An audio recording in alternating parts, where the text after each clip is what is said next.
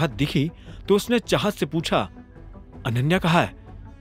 उसका blood pressure बढ़ गया था, वो बेहोश हो गई है, चाहत ने कहा और ड्राइवर सीट की तरफ बढ़ते हुए बोली, मुझे उसे हॉस्पिटल लेकर जाना पड़ेगा। इतने में अभिनव ने उसे रोका और कहा, तुम इनके साथ घर जाओ, मैं उसे हॉस्पिटल ले जाऊंगा।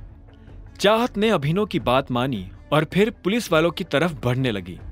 जो कुछ भी हुआ उसके बारे में चाहत ने पुलिस को स्टेटमेंट दिया और फिर उन्हीं के साथ घर जाने के लिए रवाना हो गई।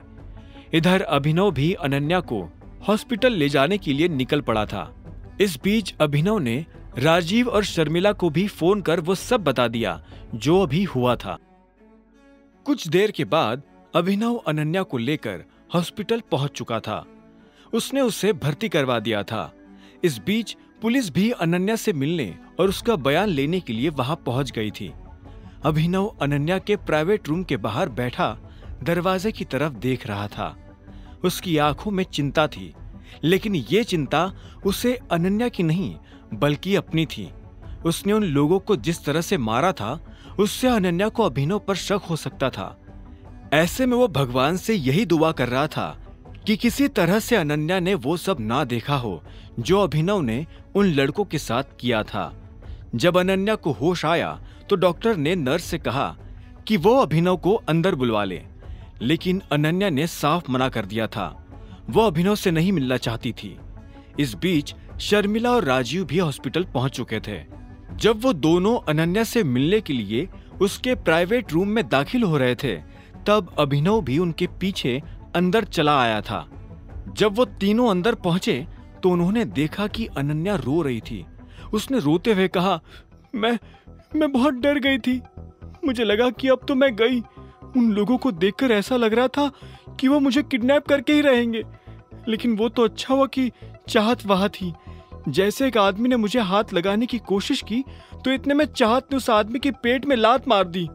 जब अनन्या ने उसकी जगह चाहत का नाम लिया तो अभिनव को अच्छा लगा। वो समझ गया था कि अनन्या उस घमासान लड़ाई को देखने से पहले ही बेहोश हो गई थी। वो घबराहट में ये भी भूल गई थी कि उन लोगों को चाहत ने मारा था या अभिनव ने। अनन्या ने आगे कहा, मुझे नहीं पता उन लोगों ने हमें क्यों रोका।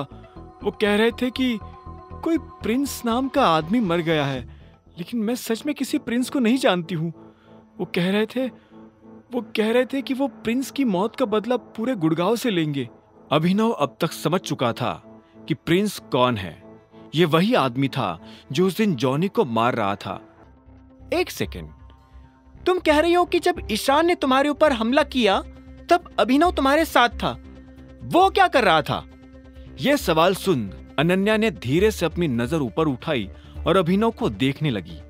एक पल के लिए दोनों ने एक दूसरे को देखा और आखिर में अनन्या ने कहा, ये कुछ नहीं कर रहा था। मुझे पुलिस ने बताया कि जब हमारे साथ ये सब हो रहा था तब ये गाड़ी के पीछे छुपा हुआ था। यह सुनते ही अभिनव का मुंह खुला का खुला रह गया था। इससे पहले कि वो कुछ कह पाता, शर्मिला ने कुड़ते हुए कहा, मुझे पता था मुझे पता था कि ये निकम्मा ऐसे टाइम पर कुछ नहीं करेगा। ना सिर्फ ये फटीचर है बल्कि फट्टू भी है। शर्मिला, शांत हो जाओ, राजीव ने बीच में कहा।